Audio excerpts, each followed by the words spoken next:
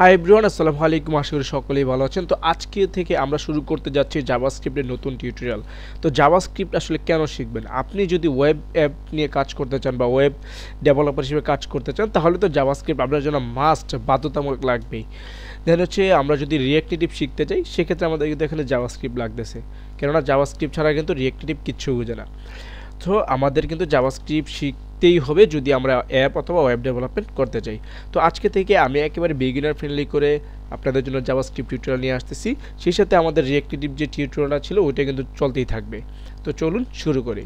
তো আমি এখানে একটা ফোল্ডার নিয়ে নিছি জাভাস্ক্রিপ্ট টিউটোরিয়াল নামে। তো এই ফোল্ডারটা আমি এখন বিএস কোডে ওপেন করব। তো বিএস কোডে আমি ওপেন করতেছি। তো আমার এখানে বিএস কোডে কিন্তু ওপেন হয়ে গেছে।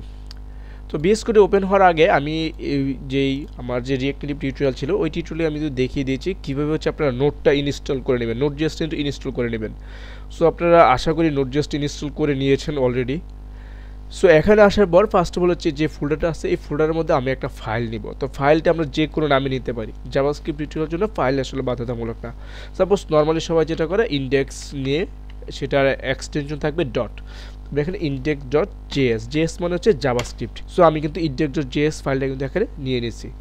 এখন আমাদের জানতে হবে সবার আগে আসলে আমাদের যে কম্পিউটার সে আসলে কি বোঝে। কম্পিউটার মানে হচ্ছে ইনস্ট্রাকশন বোঝে। আমরা যখন প্রোগ্রাম লিখি এই প্রোগ্রামের মধ্যে কি থাকে, অনেকগুলো ইনস্ট্রাকশন থাকে। আর এই এক একটা ইনস্ট্রাকশনকে বলা হয় আমার স্টেটমেন্ট।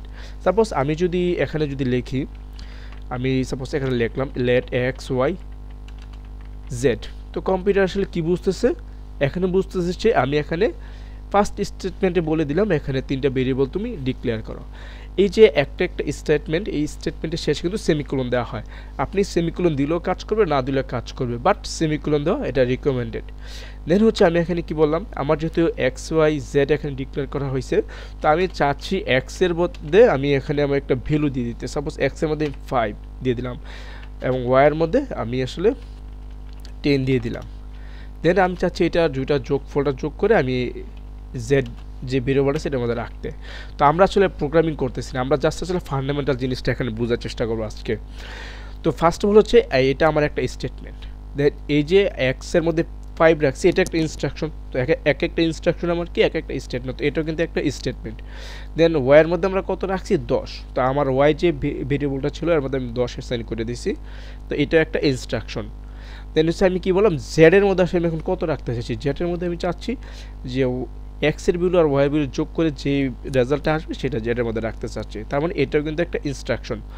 সো আমাদের এখানে কয়টা স্টেটমেন্ট আছে, 1 2 3 4টা। তো এইভাবে আসলে কম্পিউটার প্রোগ্রামগুলো আমাদের লেখা হয়, যেখানে হচ্ছে অনেকগুলো এখানে ইনস্ট্রাকশন থাকে বা স্টেটমেন্ট থাকে। এখন জাভাস্ক্রিপ্ট আসলে কীভাবে কাজ করে, আসলে এখন জাভাস্ক্রিপ্ট আসলে কাজ করে হচ্ছে লাইন বাই লাইন। সাপোজ এই যে আমার এখানে নাম্বারিং করা আছে, এটা হচ্ছে 1 নাম্বার লাইনে যদি যাই, প্রথম সে 1 নাম্বার লাইনের যে কোডটা আছে বা ইনস্ট্রাকশন আছে সেটা কিন্তু সে রিড করে এটা এক্সিকিউট করে। দেন সে 2 নাম্বার লাইনে চলে যায়। এখন 2 নাম্বার লাইনে আমার এসে দেখতেছে এখানে কিন্তু হোয়াইট স্পেস আছে। তো জাভাস্ক্রিপ্ট আসলে হোয়াইট স্পেস যখন থাকে সেগুলো কিন্তু অ্যাভয়েড করে। তো আমি কিন্তু যতই স্পেস দিই সে জাভাস্ক্রিপ্ট কিন্তু সেটা কিন্তু কাউন্ট করবে না এখন। সো জাভাস্ক্রিপ্টে হোয়াইট স্পেসের কোনো মানে নাই। সো আপনি যত কিছু তত হোয়াইট স্পেস দিতে পারেন। দেন হচ্ছে আমি যখন 4 নাম্বার লাইনে আসছি তখন সে কী করলো, আমার এক্সের মধ্যে 5 রাখলো। তো এইভাবে কিন্তু সিকুয়েন্সিয়ালি একের পর এক কিন্তু এক্সিকিউট হবে। আমাদের এখানে সবার লাস্টে কিন্তু জেড যেটা আছে 6 নাম্বার যে লাইনটা আছে এই লাইনটা কিন্তু এখানে কিন্তু এক্সিকিউট হবে বা জেডের মধ্যে তখন ভেরিয়েবলটা রাখবে। তো এইভাবে কিন্তু আমার জাভাস্ক্রিপ্ট প্রোগ্রামটা আসলে কাজ করে। সো আমি আশা করি আপনারা বুঝতে পারছেন আসলে জাভাস্ক্রিপ্ট কীভাবে কাজ করে বা ইনস্ট্রাকশন, তারপর হচ্ছে স্টেটমেন্ট জিনিসটা কী। এখন আমি যদি আসলে রান করতে চাই এই প্রোগ্রামটা তাহলে কীভাবে রান করব। তো আমরা যেহেতু অলরেডি এখানে নোড ইনস্টল করে নিয়েছি, তো আমরা আসলে টার্মিনাল সাহায্যে এটা কিন্তু রান করতে পারি। তো আমি এখানে নিউ টার্মিনালে চলে গেলাম। তো টার্মিনালে তো আসছে, এখন হচ্ছে রান করার নিয়মটা প্রসেসটা হচ্ছে প্রথমে আমাদের নোড লিখতে হবে। তো আমি এখানে নোড লিখছি। দেন হচ্ছে আমি ইন্ডেক্স, আমার যে ফাইল নেমটা ছিল সেই ফাইল নেমটা আমি দিয়ে দিব, তো index.js। তো আমার এখানে কিন্তু রান হয়ে গেছে, কিন্তু আমরা এখানে কোনো আউটপুট দেখতে পারতেছি না, কারণ আমরা কোনো আউটপুট দেখার জন্য কোনো কিছু ওকে কোনো ইনস্ট্রাকশনই দিইনি যাতে সে আউটপুট দেখায়।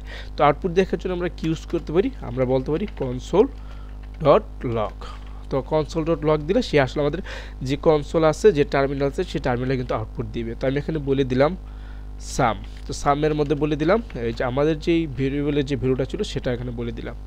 তো এখন যদি আমি আবার যদি এখানে যদি লিখি নোড index.js তখন কিন্তু আমি আসলে কনসোলে আউটপুট দেখতে পাবো। এখন কিন্তু দেখাইতেছে যে সাম সমান সমান কত দেখাইতেছে, আমার এটা যোগ করছে 5 আর 10 যোগ করে সে কিন্তু 15 কিন্তু দেখাইছে।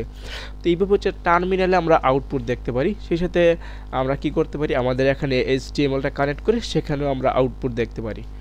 সো আমরা কিন্তু অনেকভাবেই আসলে এটা আউটপুট দেখতে পারি। তো ফার্স্ট অফ অল যেহেতু আমি ফান্ডামেন্টাল কনসেপ্টটা বোঝাবো আসলে, যখন ভেরিয়েবল কি, ফর লুপ, তারপর হচ্ছে বিভিন্ন ফান্ডামেন্টাল কনসেপ্টগুলো, তো এর জন্য হচ্ছে আমি টার্মিনাল ইউজ করব।